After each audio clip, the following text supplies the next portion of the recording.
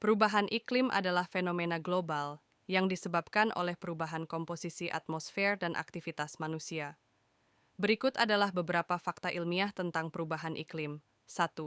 Kenaikan suhu global. Suhu rata-rata permukaan bumi telah meningkat sekitar 1,1 derajat Celcius sejak era pra-industri, sekitar tahun 1850 sampai 1900.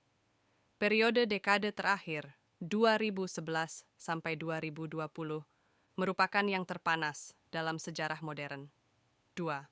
Penyebab utama, emisi gas rumah kaca karbon dioksida, CO2, metana, CH4, dan dinitrogen oksida, N2O, adalah gas rumah kaca utama yang menyebabkan pemanasan global.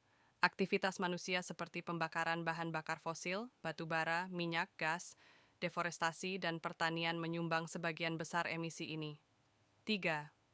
Pencairan es dan kenaikan permukaan laut. Lapisan es di Greenland dan Antartika mencair dengan cepat, menyebabkan kenaikan permukaan laut.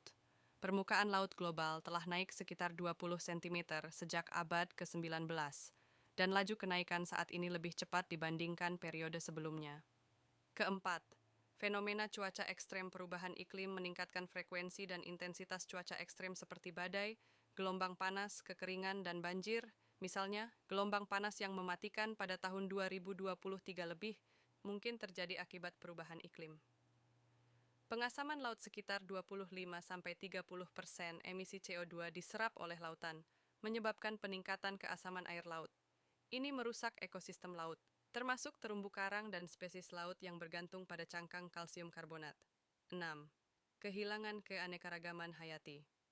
Banyak spesies terancam punah karena perubahan habitat yang disebabkan oleh perubahan iklim, seperti hilangnya hutan, padang rumput, dan terumbu karang.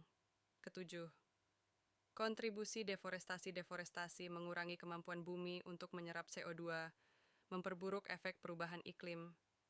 Hutan tropis seperti Amazon adalah penyerap karbon alami, tetapi kini menjadi sumber emisi akibat penebangan dan pembakaran. 8. Efek pada manusia. Perubahan iklim memengaruhi kesehatan, ketersediaan air, ketahanan pangan, dan migrasi manusia. Penyakit tropis seperti malaria lebih mungkin menyebar karena perubahan pola cuaca. 9.